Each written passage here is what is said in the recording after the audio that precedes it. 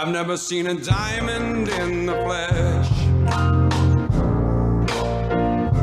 I cut my teeth on wedding rings. Dude, that's pretty cool. Man, that is a sad clown. Dude, that's pretty good. This is The Gloom, bringing you weekly interviews with F3 Omaha PAX, exploring their F3 experiences and finding those sticky elements that create the glue in the gloom.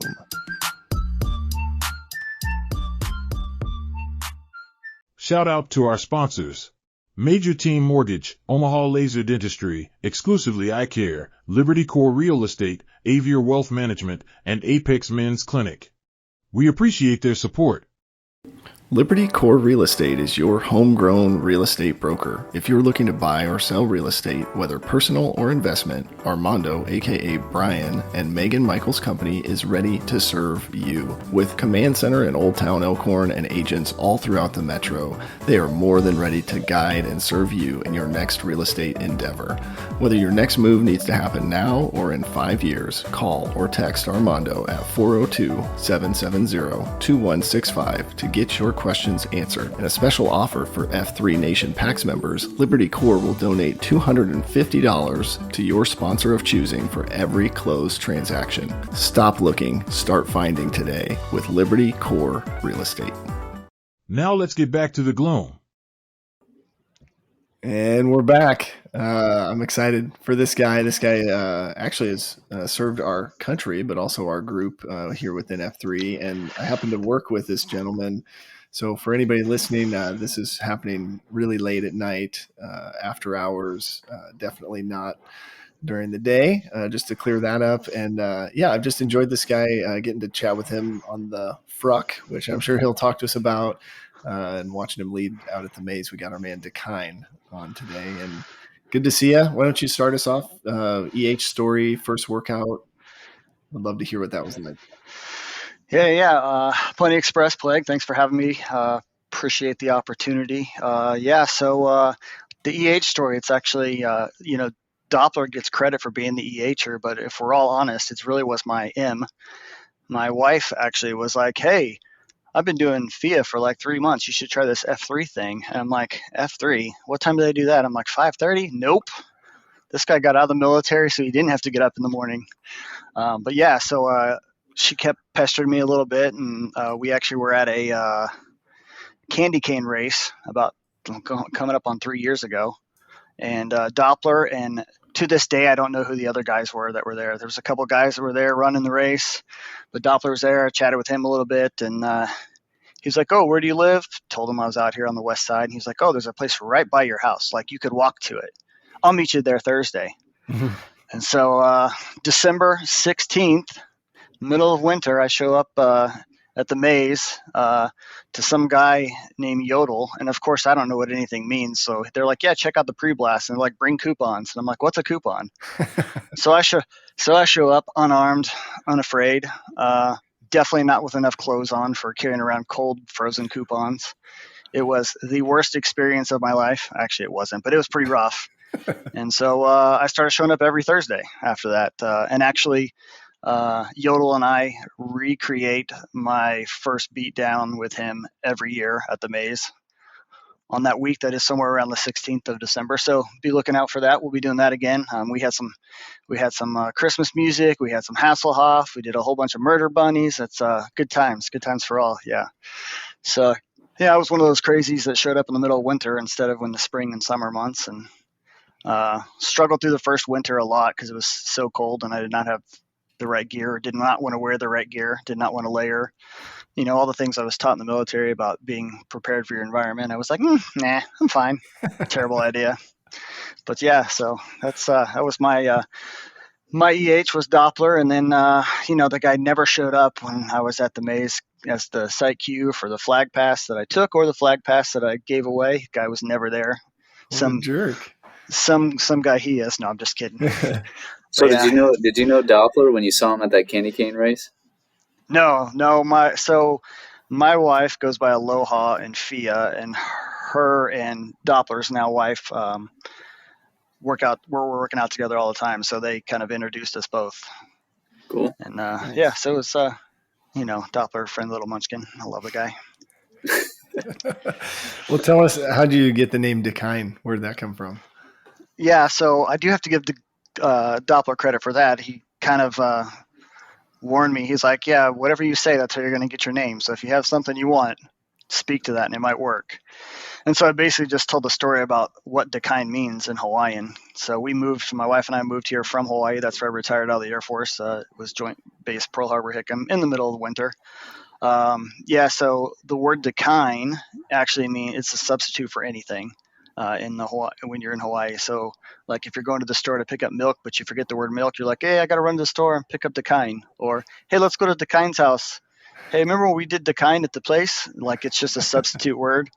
And so I just kind of told that story and it became my name. So basically I got to pick my own name in a way. Yeah. That's pretty rare. that's pretty rare.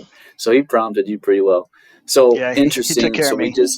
we just talked to Hua yesterday. So another guy that had some military experience, and I started by saying I had a conversation with Betamax about individuals that leave the military, aren't necessarily looking for any additional PT or this beat down style workout. I am curious, what were your thoughts coming in and the format of the workout? Yeah, honestly, F3 for me was more about finding that void I had in community. After 20 years in the military, and being places and doing things with brothers and sisters in the service, like when we moved here, my wife and I moved here, I knew one person in this town, like in all of Omaha, and he actually works with us too. And he was an F3 guy, but he doesn't show up anymore. Radar, right? Radar, JD. So I knew one person in the community, but it was also during COVID when we moved here. So I worked 100% remote right here in this chair. So I knew one person in all of Omaha, and I had like no community to whatsoever. So it's kind of like, and you'll see, and you've probably heard this at some of my COTs, like mental health is a real big sticking point for me. It's really important, but it was really hard on my mental health to be working at home all the time and not having a community. And my friends are my wife's spouses type of thing was going on. I really just kind of was just going through the motions. So for me, it was more the F2 than it was the fitness. It's more the fellowship that's what keeps me coming back. The fitness, it's, a lot of guys that have retired with me or before me or after me, like it's almost like going to college. You put on your freshman 15 in the first year, and I didn't want to. So like the fitness helped me just kind of maintain and not put on that 15 to 40 pounds that a lot of people do. And so the fitness definitely mattered. It keeps me going. I have a lot of different little ailments from my time, so kind of keeps me limber in some aspects. But really, F3 was about the fellowship, and that's what keeps me coming back more than anything. I love that. Talk us through, if you don't mind, just kind of your kind of story leading up to joining the military. And what branch were you? Air Force, or were you? I was. I was Air Force. Long story, keeping it short. I joined the Air Force because I was not a good student. Like I grew up and I hated doing schoolwork. I did the bare minimums to graduate high school, really. And the only reason I really did that was because I golfed on the golf team in high school, and so I had to have a GPA at a certain level for golf season. so my grades went up during golf season and down the rest of the year, basically. So I graduated with like a 2.1 GPA. I was like 217 out of 236 in the class. And I said, I'm joining the Air Force because I don't want to take another class in my life. And so that's really why I joined the Air Force. I worked with a guy at a golf course who was a retired Navy, and he was an air traffic controller in the Navy, and he was talking about the job. So I actually enlisted in the Navy first to be an air traffic controller. And one day I was sitting there and I was like, you know what? Do I want to control airplanes on a ship or on land? And so then I changed my mind and did the Air Force instead. And so, yeah, I did the Air Force air traffic control thing for 20 plus years.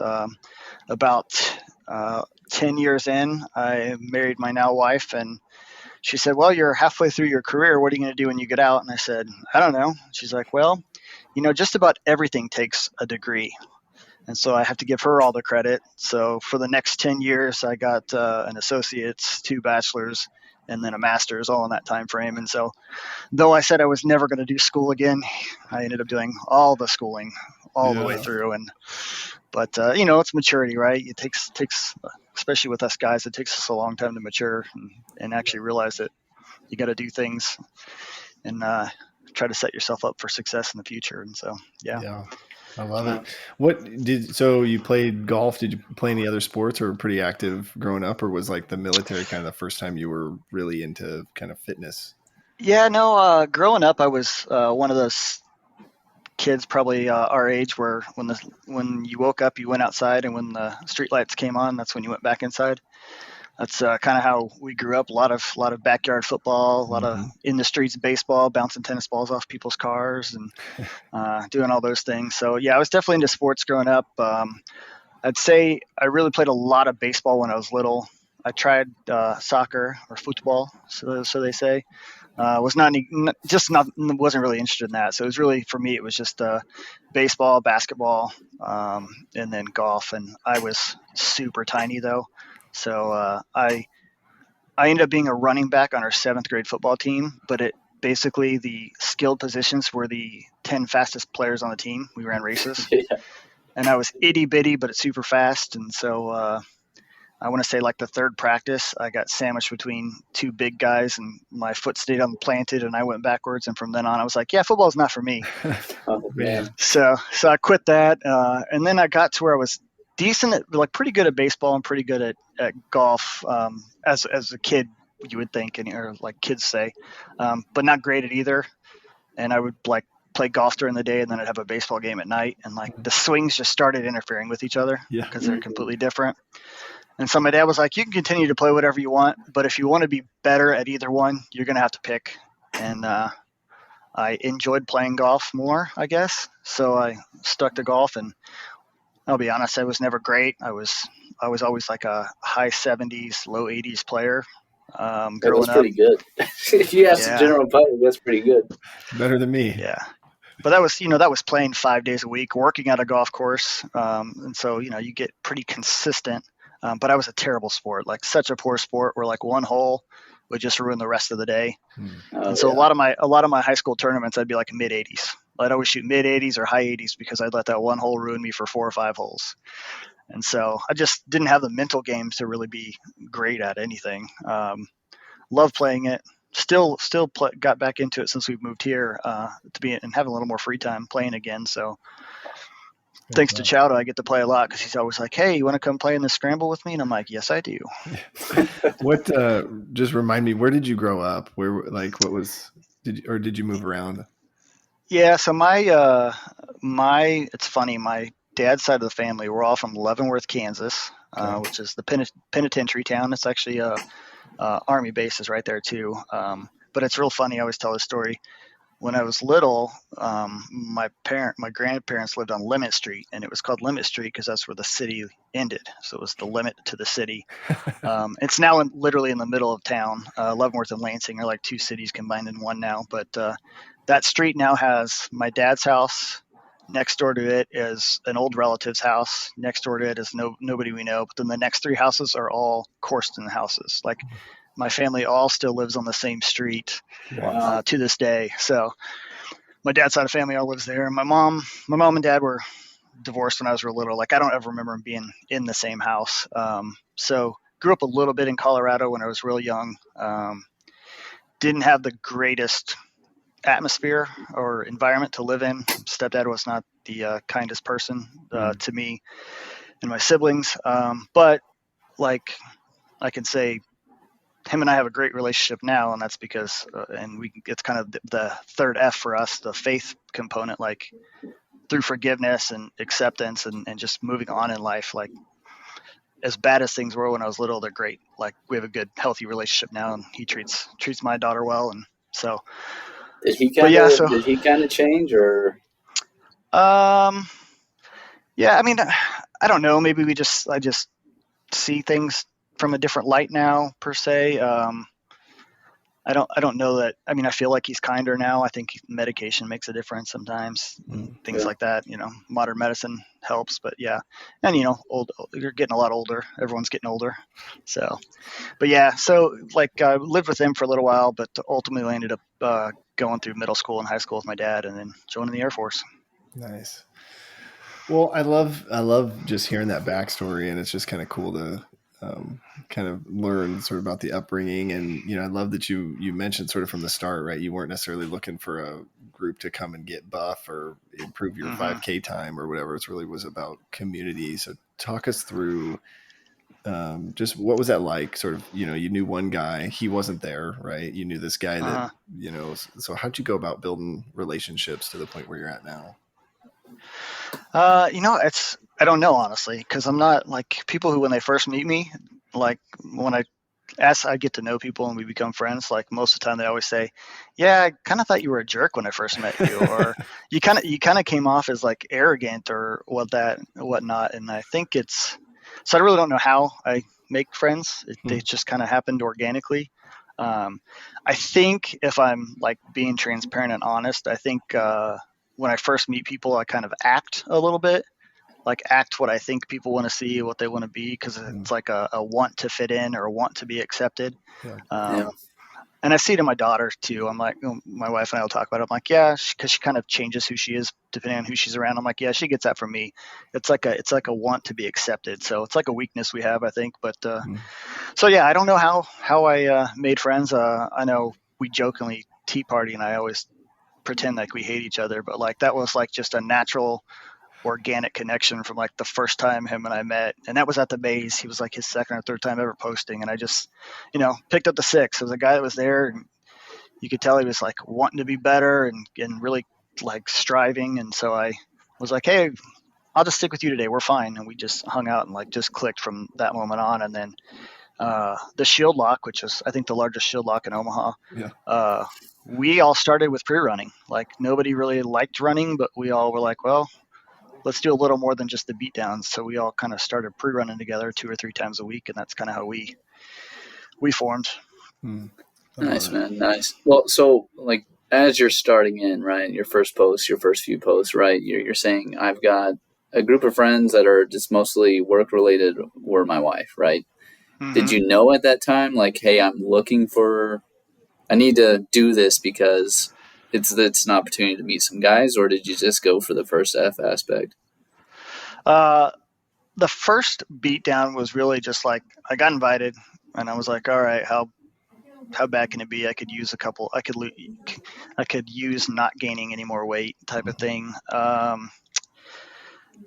think I try to be very self-aware, and knowing that I was kind of in like a mental rut and like kind of in like borderline a little bit of depression just because I was sitting at home all day working and then sitting at home.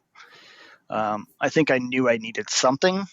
Did I know F3 was going to be what it was? No, but I definitely knew like I needed something for me to get out and not wallow in my own self-pity or whatever. Yeah. Was there like a point where it kind of clicked that you realized, well, I am kind of devoid of this male community here, and this is providing that outlet for me? Yeah, honestly, I didn't come to like any of the convergence things or anything like that the first year. And really, I just started going on Thursdays and basically once a week. And then Doppler again was like, hey, why don't you come down to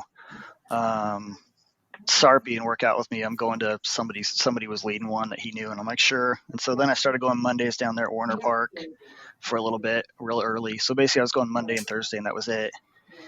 And then as I started meeting people, like somebody would be like, hey, I'm going to go here tomorrow. Do you want to go? And so that's kind of what kept me going and kind of got me to grow a little bit. And then you find, like, if you go enough, if you put yourself out there enough, you'll find your group or your little area that works. And that's kind of where it kind of became like me and Longneck would start pre-running, and then me, Longneck, Old Spice, T-Swift would start running, and Steeple and everyone. And then it was like all of a sudden there were 7 of us, and we were posting together 4 or 5 days a week. And And then we were like, well, let's just make this the official thing, and let's just go ahead and call this a shield lock. And I will say, this is the one thing I'll caution against shield locks, and this is for anyone who's doing the big shield lock or has a big group.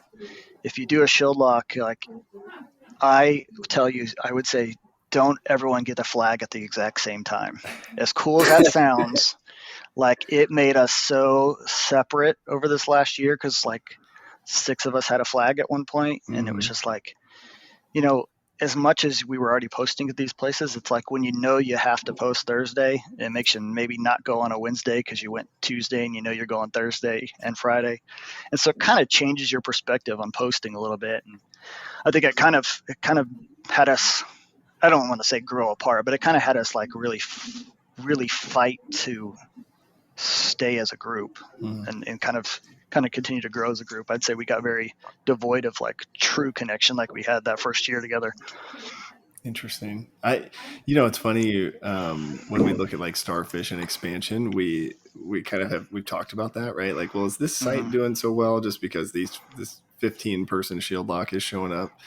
And I've heard somebody had said jokingly, well, once they all get the flag, they won't be able to maintain that same posting strategy. So I think maybe that's, a little bit of what you guys have experienced too. But are you getting the band back together now that a few guys have handed off the flag, or where are you guys at today with that? Yeah, I think intention is definitely there for all of us. We all have the intents to get back together and kind of be more intentional with our time. The group did get together in June. Of course, I was out of town, so I didn't participate in that get together. And everyone gets super busy, and so you really do have to be intentional about like, let's actually get together. Let's actually be cognizant of the fact that we haven't, and let's make this again. Let's re-energize this and make it more than just funny text throughout the day, throughout the week, and actually be more intentional about what are we really doing as a group together, and how are we supporting each other, how are we taking care of each other's families, and just being there for each other. I love it. The other, well, I guess just kind of thinking, and I'm kind of saving my questions for you about mental health when we start talking about third F. But I am curious, like in terms of male community or male relationships, do you feel like without the shield lock, guys are maybe missing out on something there? Yeah, I mean, we all can be a little vulnerable with COTs if we're willing to, right? And so you can still like really speak where you're at mentally or what you're feeling there, but it takes a comfort level to do that.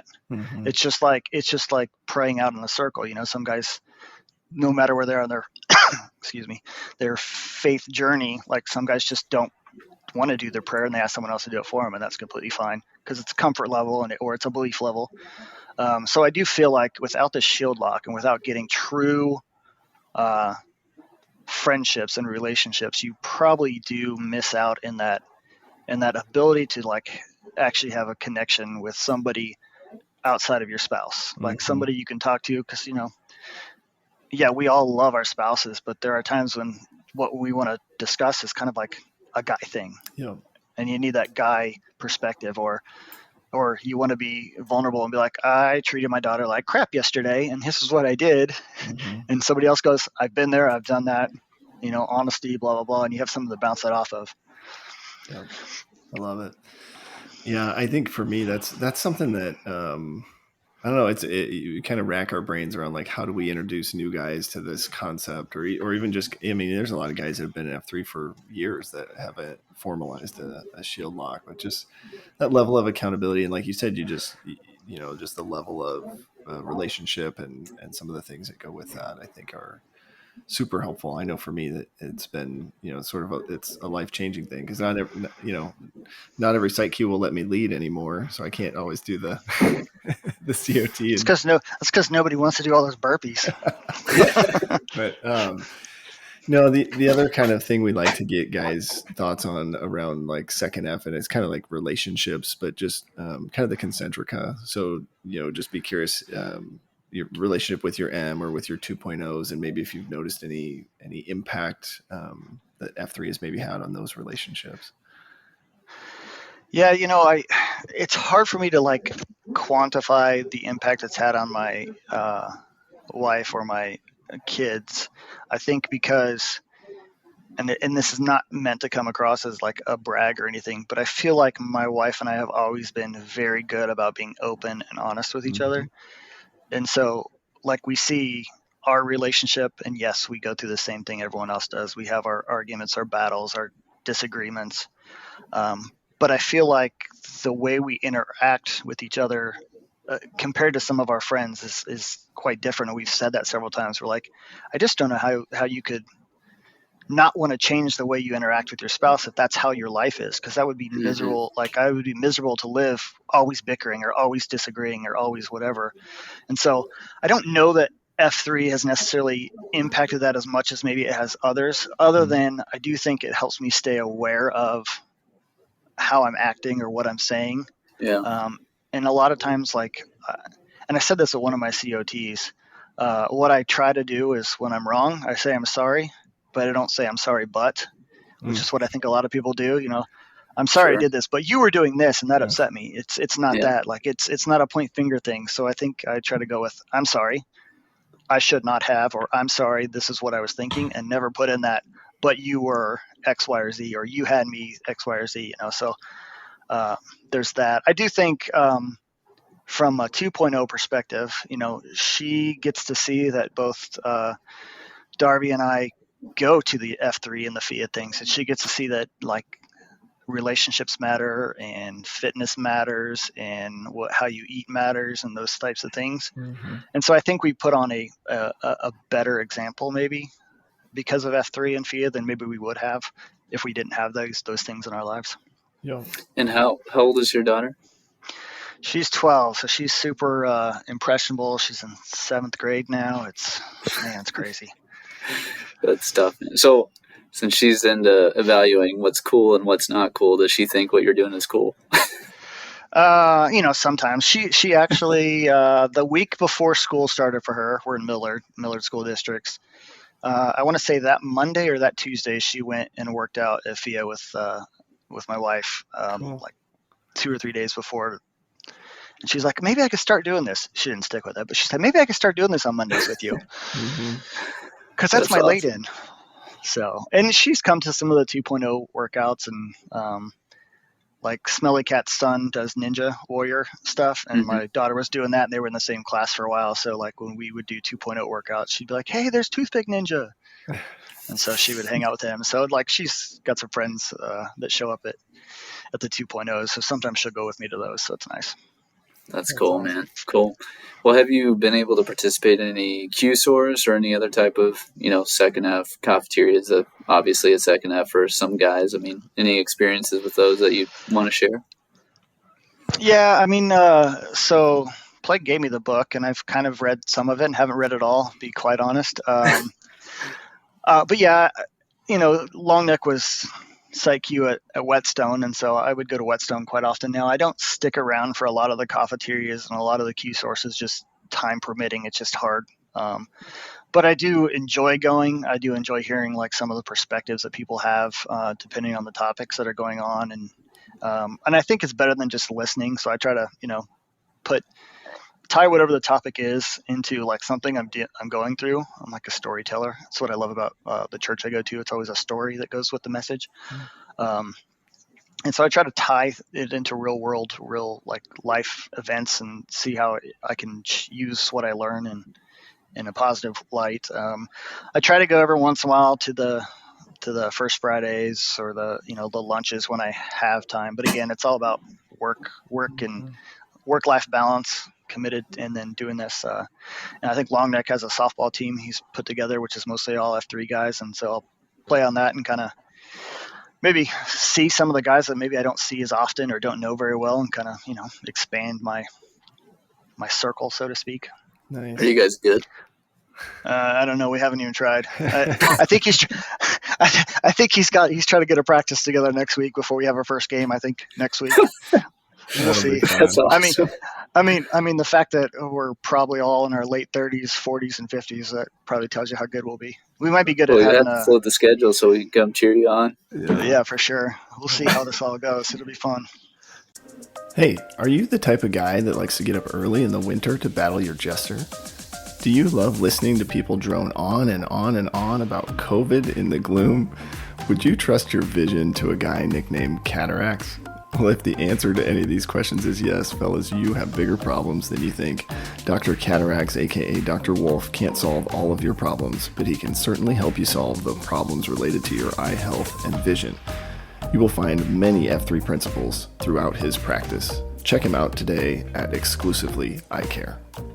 Well, I guess on this note, I do, and kind of maybe a segue into the third F. Is when you were leading at the maze, right? You started the fruck, right? Sort of like the faith ruck, and I do think there's a second F component there. I don't know, what do you think? Yeah, there is, and the real reason I felt like standing that up, yes, F3 absolutely is and should always be open to all men, no matter where you are in your faith journey. I feel like, to me, and this is just personal beliefs and thoughts, the third F component kind of lacked the actual faith component. Like it's more about community service and more about, how can we support people in the community and those types of things, and less maybe about exploring your faith and what that is. And so I kind of just said, let me see if I can start this up. Everyone's welcome, no matter where you are in your faith journey, believer, non-believer, you're believing something, hopefully. And it was supposed to, and its intent is, open. Nobody's judging you on where you are, because I think that's what Christianity has kind of gotten a bad rap for, is the judgmental Christians that, holier than thou and I'm better than you. When really, if you think about it, like John 7 says, judge not others or you'll be judged. It's not for us to judge where someone is in their faith journey. It's our job to love everyone exactly where they're at and appreciate the life that they're living and the struggles they're going through, and just kind of be a light in their world. So that's kind of where the fruck started. I think Tardy and why am I drawing a blank? Chicken Hawk. I think they're planning to keep it going. I was there last week and they had it going. I think the week after I left, they had one. So I think they intend to keep it going and probably maybe even grow more and make the maze even better. You want to, when you take the flag, you want to carry on a good legacy, and then you want to leave it better than you found it, just like anything else you do. And I think those two guys will do an absolute amazing job of turning what I had going or continue to go and into something even better, because those are two great guys right there. That's awesome, man. I mean, we talk to a lot of guys, right? And when we get to the third F piece, and this is not a discredit to any of those guys, because it's just depending on how they're getting their fill, but they say, the prayer's enough, the COT's enough, I'm getting my fill in the third F component. So to actually, self-realize, hey, I'm not getting my fill in this particular area, let me incorporate something into the beatdown or pre to the beatdown, whatever that is, it's just really cool. And for it to be able to be sustainable, it's just awesome. I haven't attended a fruck. I am curious, is it pretty much open topics, or do you guys go in with some scripture, or how's it kind of set up? Yeah, so it's kind of growing organically as we started it. For me, I would kind of evaluate where I was in life, kind of do like a self prayer meditation, like what is the topic that, kind of prayer, what is the topic we want to discuss this week, Lord? And then I would kind of do a little bit of scripture reading, and ultimately something would stick out, whether it be let's talk about vulnerability, and so then I would tie it to biblical principles. I would have some verses that discuss X, Y, or Z topic, whatever the key topic was. And so it was faith-based, biblically faith-based. But I would start it with, when we would launch, we'd start with a prayer, and I would let everyone know that though this is faith-based, if you're not Christian, you're still welcome here. I'm just telling my story. We're interacting as guys.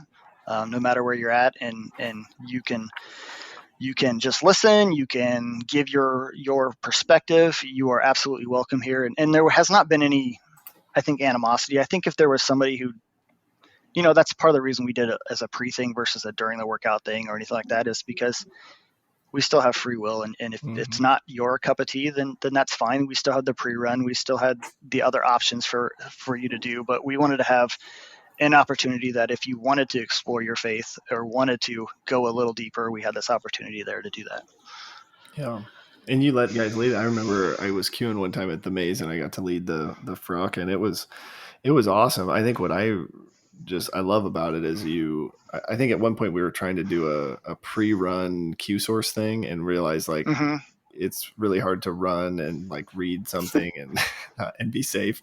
So that to me, like the ruck, you're still out there, you're still being active, but it was a really great space to be able to just have conversation and pick the brains of the guys that decided to show up. I think it's awesome. And it's interesting. I was thinking the other day, we get a lot of guys to the point of, I believe in something bigger than myself. But we, and maybe I can speak for myself, but just doing better to get them to the next stage of how are you developing a relationship with that higher power and using that higher power, whatever it may be, to sort of drive the way you live and make decisions in your life, right? It's one thing to just say, yeah, there's something bigger out there.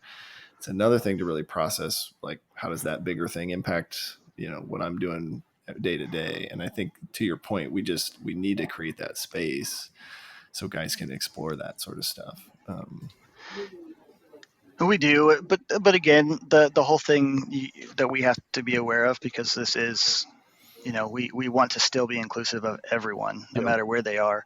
Like it's still a balancing act of, like, you don't want to be pushy, There's the way, like our pastor says, there's no headlocks to heaven, and you don't want to be the guy giving someone a headlock trying to tell them live your life the way I live my life, because we're all failing day in and day out at how we live life in that image, right? So no one of us is doing better than the other, in all honesty. And so that's why it's important that you just can't judge people. Like, you just got to love them where they're at and accept people for who they are and how they are. I mean, people like me for some reason, and I am who I am. So yeah. And you intentionally try to be a jerk the first time you meet them, right? No, I don't know if I intentionally do, but I definitely think I come across that way. I've been told that many, many times. Oh, I love it. Well, I do want to get, and I would be curious, as we kind of segue to like third F, would love to hear your journey. Like, how'd you get to the point where you are now, right? Where clearly you're in the Word, you've got a strong belief system, but would also love to hear, like, where does the mental battle piece fit in? Is it related? Is it like a chicken or the egg kind of thing? Or I don't know. I'd just love to get your take on that whole picture. Yeah. So for me, like, I was raised in Christianity. I was raised, my mom went to Catholic church. My dad's a believer, but not a participator, if that makes sense. He's like, he's like, I believe in the 10 Commandments, I believe, but like, I don't know that I've ever seen him in church except for weddings and funerals, which is okay too, right? Like, you are, again, it's, don't be judgmental. That's where he's at in his journey. But I think what turned me off to religion early, though I never didn't believe in God and the Holy Trinity, what turned me off early was being that my parents were divorced. Like, my mom, though she went every Sunday and prayed and did all those things, she wasn't allowed to take communion because she was a divorcee. Times have changed now, and that's different in that faith. But that kind of turned me off. Like, why are we judging? Like, we're doing exactly what we say we shouldn't do, just judging her for her past and where she's at in life. And so I was kind of like a believer, but not kind of like my dad. I just never went. Maybe I was the 3 times a year: Easter, Creasters, Christmas. Yeah, the Creasters. That was one of those for a long time. But honestly, in all fairness, it was my wife and her mom that got me, like, going more and like exploring faith a little bit more. Moving a lot changes, like, you see different perspective. You go to different churches because you're in a different state every 2 to 3 years, or a different country every 2 to 3 years, and you see how things change and you get different perspectives. And so that's kind of when I started like really developing my faith. Again, I fail every day at it. I don't pray enough. I don't, there's a lot of things I don't do right, and will continue to not do right. And you kind of accept that. And you try to do better about it, but you know that there's only one perfect being, and it's not me. So I know I'm going to continue to fail at everything I do. Yeah. So, but that's not to say like, well, I'm going to be a failure, and you get into your own pity and sorrow, because that's not it. The blessing is I'm not going to be perfect at everything. And the blessing for me is I don't have to do anything alone, because he's within me, and he's going to guide me and help me find my vector and my weak spots that I'm needing work at. Like, funny story, my daughter and I joke all the time that I hit every red and yellow light there is in Omaha, and it's because God's teaching me patience, and I'm very stubborn. I swear we hit every yellow and red light there is every time we're in a car, and she's like, "Oh, still haven't learned your lesson, have you, Dad?" So, but yeah, to segue into like the mental battle. So I bring this up a lot, especially in COTs. Like, I think I'm aware enough to know when I'm like in my valleys, and I'm very open, like with my wife, and I'm like, I'm just kind of, and even with the Shield Lock, I've told them before too. I'm like, I'm just kind of in one of my mental valleys, and I don't know what kicks them on. Like, I don't ever have anything that like puts me there per se. Like, there's nothing that I can tie it to, but I just kind of have these ebbs and flows throughout the year where I'm like, great, or I'm just kind of I call it like blah. I'm just kind of blah for a couple weeks, where I just lack drive, lack motivation, kind of in my own little, I don't know, like fog, so to speak. But the fact that I'm aware of it, and I make other people aware of it, so that they know, like, if I'm snappy, it's not necessarily me trying to be. I'm just not myself per se. Now I can tell you with 100% certainty, I've never been at the valley that some of my friends and people have been to. It's never been like a, oh, why am I here type of valley. It's just kind of a blah valley. And so I'm blessed in that aspect, that it's just kind of a down. It's not really a depression, but just kind of a down. But that topic is very near and dear to me, because I've had fellow service members that I worked with, served with, deployed with, who have succumbed to their mental battles. And so it's just a topic that I really focus on a lot, and really try to keep at the forefront when I have an opportunity to speak to it, because, men in general, we are strong and tough and not vulnerable enough to speak those valleys, and we try to ignore those, and that doesn't help us as a man, but it also doesn't help our friends support us. One of my buddies that I lost, like, it haunts me to this day. I had just talked to him, like, I don't know, within 2 months of when he took his own life, and we had like a 30-minute conversation about riding bikes, like cycling and doing some stuff, and about being in Korea together. And not once did I say, "How are you?" Like, I didn't ask the simple question. And so it just haunts me that I didn't ask, because he was the guy that was always like, "Hey, if you need something, let me know. Hey, if you need something," like, he was the guy that was the one I thought was great. And that's kind of been that way for 2 of my friends that I've lost. They were the ones that were always worried about everyone else. And so now I always look and think to myself, well, like, is that their way of crying out for help?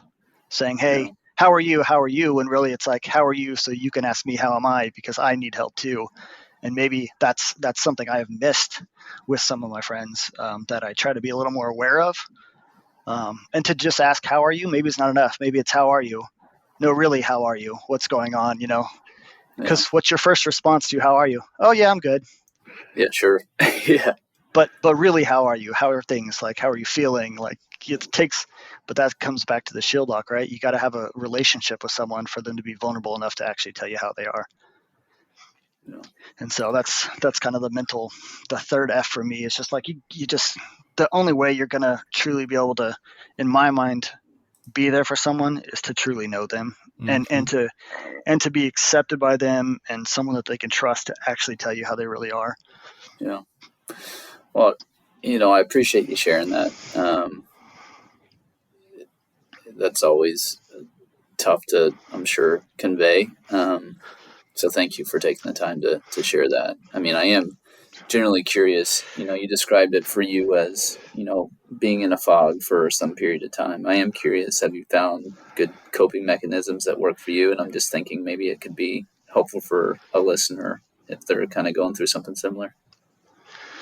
Yeah, I mean, I don't know that I've found a true good coping mechanism. I think getting out there in the gloom helps. I hate to say it, but sometimes fake it till you make it works, because if you put a smile on your face and you go out and do, we say do the hard things, but if you go out and do the things when it's hard to do them, like because you don't want to do them, you're just not there, it does help you get out of it, I feel like. And then again, just being open, like if you have somebody you can be open with and you can say, hey, I'm here, this is where I'm at right now, so don't take anything I say like personally. It helps a little bit too, because then they know that, like, oh, DaKine's being a jerk, but is it really DaKine being a jerk, or is he just not Right. himself right now? Which most of the time, yeah, I'm probably still being a jerk, but I'm doing it to be funny in those cases. But yeah, so it's just, as much as you don't want to get out, you got to get out and do things. Like, as much as you just want to sit and just be blah, it really helps to just fight through it. Just like, I don't want to go pre-run, but I know I need to because I put on 5 pounds. Like, just get out and do it. It's going to make a difference.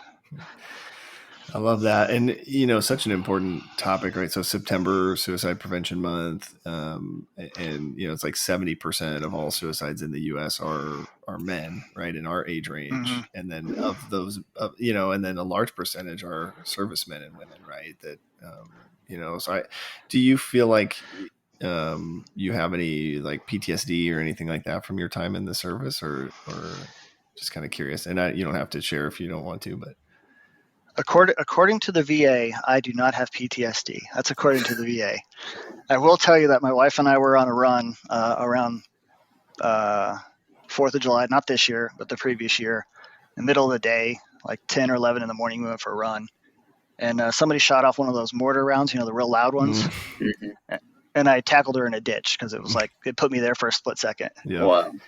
Just for a split second. And for me, I snap out of it immediately. But for a split second, like if a firework goes off and I don't expect to see it go off or hear it, yeah, it definitely sends me to the roof. The dog and I actually like to hang out in the basement on 4th of July. Mm-hmm. And then, every once in a while you still have, like, it's funny, you'll have dreams, but like maybe the dream will end different than the way reality ended. And so that's kind of weird. Yeah. But, like, it's just, I feel like I'm blessed because, like, what I see of some of my friends and where they're at with a PTSD is just so much different. Like, they're like, they can't, like, it's not copable. Yeah. Like, they're just in a really, really bad place. They've seen a whole lot more than I ever saw and went through a whole lot more than I ever saw. But, that's not to diminish what somebody has been through, because we all process things differently. And so what you and I may say was like no big deal, maybe it was a huge deal in the way they processed the event they were going through. And so again, it goes back to, you just can't judge people. Like, you just don't know where they're at and what they're going through. And so it really comes back to, you just got to love people where they're at. Yeah. Well, and if you've heard any of our episodes, we're not very scientific, but I am curious, how do they actually diagnose PTSD? So do they put you through a stress test or something like that? I think it's a questionnaire. Like, so I had to fill out some questionnaires, and they, do you lose sleep? Do you have dreams? Have you X, Y, or Z? Like, for me, I hate going to restaurants and have my back towards the door. Like, I still refuse to have my back towards the door. Yeah. Like, Darby and I would be in the restaurant. I'm like, we got to switch seats. It's just like, but then you also interview with a mental health provider, and ultimately, I think there's like levels, obviously, just like anything else, and so it's just, I don't know the scientifics behind it either. I just know that day in and day out, I feel pretty normal. What's the treatment typically like? Is it exposure type stuff, getting people more comfortable being around certain things, or?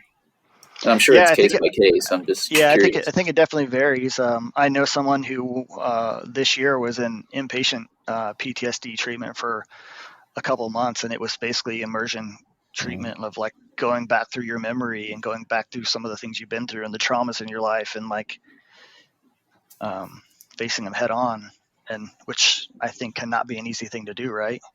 And so I just count my blessings that I get scared of a firework when it surprises me, or I don't like having my back towards the door compared to other people who are definitely struggling a lot worse than I ever was. For sure.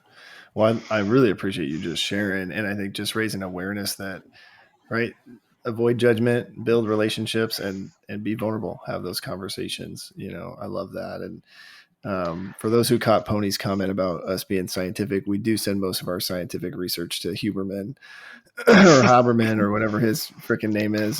He really he reaches out to us for all his research there. But anyway, back to you, DaKine. We want to talk to you also about our mission, right? So we're trying to invigorate male community leadership. And the way we try to do that in F3, right, is we give guys opportunities to lead, so VQ, and then be in a site queue. And I don't know, would just love to hear your experience. Would also love your take on, do you feel like you gained any leadership skills or experience throughout your time leading in F3? Yeah, it's a good question. I mean, I feel like you have to go into everything you do with a learning mindset, because no matter how smart you are, or no matter what experiences you have in life, you're going to experience something new and something different, and you can learn from it. It's almost a self-awareness thing that I realize that I do come off maybe not as a nice person at first. So I'm trying to make it a habit to actually greet the FNG and introduce myself versus just being like, what's up?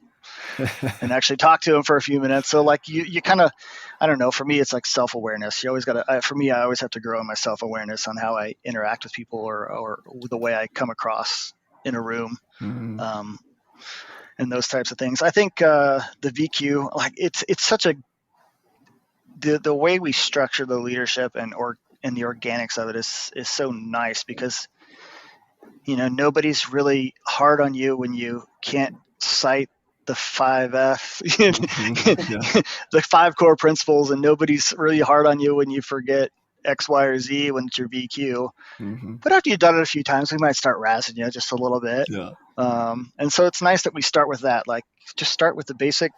Just lead a workout, and do your own thing with it. Like, make it your workout, something you're proud of, or something you wanted to do, and maybe something you saw somebody else do, but you want to change something. Do it that way. Like, just have fun with it.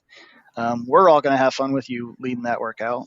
And then if it is of interest to you, like for me, it was about giving back to F3, because F3 gave so much to me. And that's why I wanted to do the site queue for a year, was just the opportunity to kind of just give back to everyone else, because it has helped me. And so the site queue thing was great. I mean, it is time consuming in the aspect of you don't have that, oh, it's cold wintry day here and I really just don't want to post. Well, you're going to post because you're going to post at your site. Mm-hmm. And so it also, it helps with accountability too, because it makes you get out there. And then it also, once you're a site queue to meet, like it was kind of cool because I got outside of the shield lock circle, and then Boji and Pit Stop and I had a couple of convergence together where we had, we did the turkey trot, and then we did the 4th of July flag march together. And so we've done some of those things, and you kind of can expand your circle. Mm-hmm. once you're in that level of leadership and just kind of, I don't know, it's a sphere of influence, right? Yeah. You have a little bit more of a voice in the room when you're on the front lines leading the workouts and leading the site and seeing what works and what doesn't work week by week, and where you think things can change, like a faith ruck, and try to help develop and leave a little bit of a legacy. Heck yeah. Were you site queue there when they did what was the Cousin Eddie robes, and what was that thing?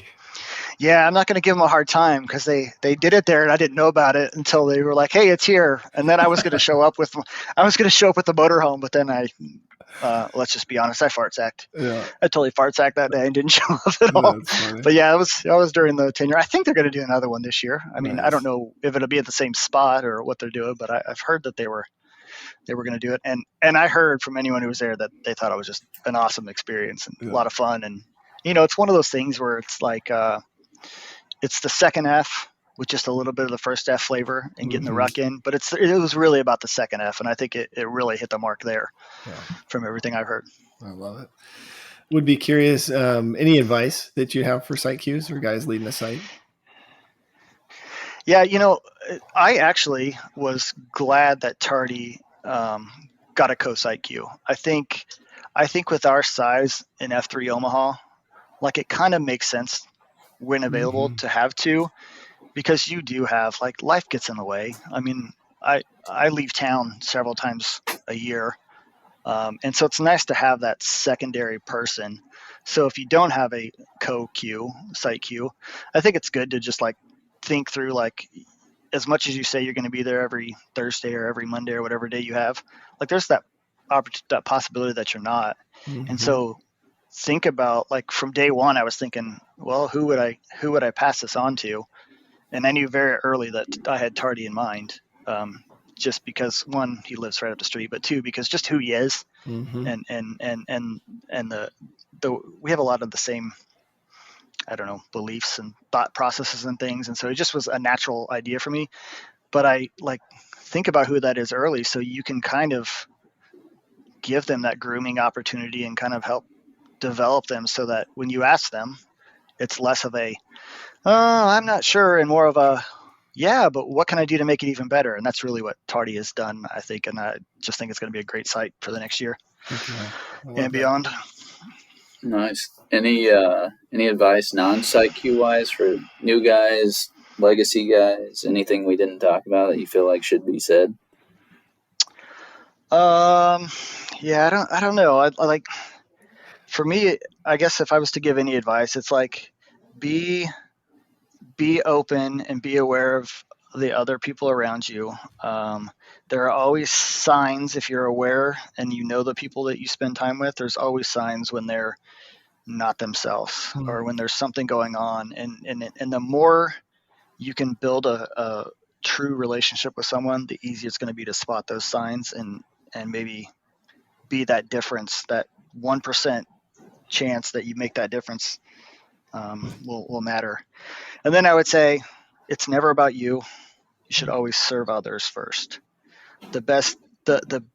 I get more fulfillment personally from serving others than I do like getting kudos, right? Like, it's like we're brought on this earth to make life better for others. And so find those opportunities and do just that. Like, just bless someone when you can. I love that. Because you'll get the blessing internally, and it doesn't even matter. It'll just come naturally.